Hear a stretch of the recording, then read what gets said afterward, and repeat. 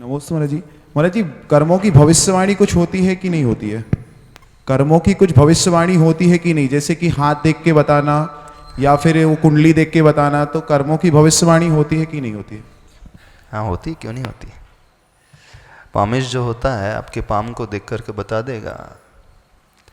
किसी के चेहरे पे अलग प्रकार की ललाट पे रेखा क्यों होती हैं, किसी के कान लंबे क्यों होते हैं, किसी के कान छोटे क्यों होते हैं, किसी का हाथ, किसी की उंगलियां, किसी के दांत, किसी की बॉडी, किसी की बॉडी में तिल मसे है। बेसिकली ये सब क्या है, ये इंडिकेटर है और कुछ नहीं है। यानी हम जैसे कर्म करते हैं उसके अनुरूप हमें उस प्रकार की बॉडी मिलते चले जाती है।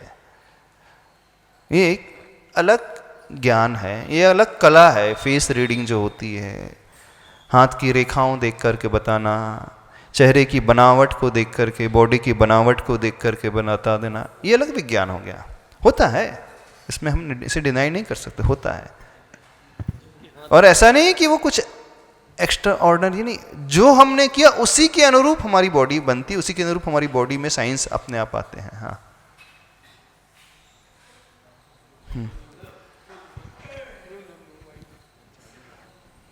नमोस्तु महाराज जी। महाराज जी, हमारे कर्म ही डिसाइड करते हैं कि हम आगे कैसे कर्म करने वाले हैं। ऐसा होता है क्या कि फ्यूचर में हम अच्छे कर्म करेंगे कि बुरे कर्म करेंगे? पैदा होते समय हमारे पहले ये विश्वास है कि नहीं कर्म होते हैं? कर्म तो होते हैं महाराज जी। ये समझ में आया कि नहीं कर्म अपने आप बनते कि कोई बांधने वाला है? आपको क्या लगता? अपने आप बनते हैं महाराज जी। अपने आप बनते इन द सेंस, अपने आप मतलब जैसे हमारे अपने आप भाव हाँ, जैसे हम भाव करेंगे उसके अनुरूप वो बनेंगे। ठीक है ना? हाँ, अब आप क्या पूछ रहे हो? तो महाराज जी, जैसे बोला जाता है कि पूरी संसार में जो भी चीज बनी हुई है वो प्रकृति से बनी हुई है। हाँ। उसमें कुछ ना कुछ उन प्रकृति के कण हैं। हाँ, तो जो वही कर्म जो हम करें वो भी तो नेचर का ये कण है। सोल भी नेचर से है, ये सब नेचुरल है। हाँ अच्छा, जब अपन जैसे बोलते हैं कि पैदा होता है कोई व्यक्ति, हाँ तो जिस दिशा में जो ग्रह होता है, हाँ, तो उसके अकॉर्डिंग उसकी राशि तय हो जाती है, उसका नेचर पहले से तय हो जाता है। तो ये मतलब पुराने कर्म से पहले से तय हो जाता है कि ये क्या करने वाला है भविष्य में, अपने जीवन काल के दौरान हाँ। कैसा कैसा रहेगा।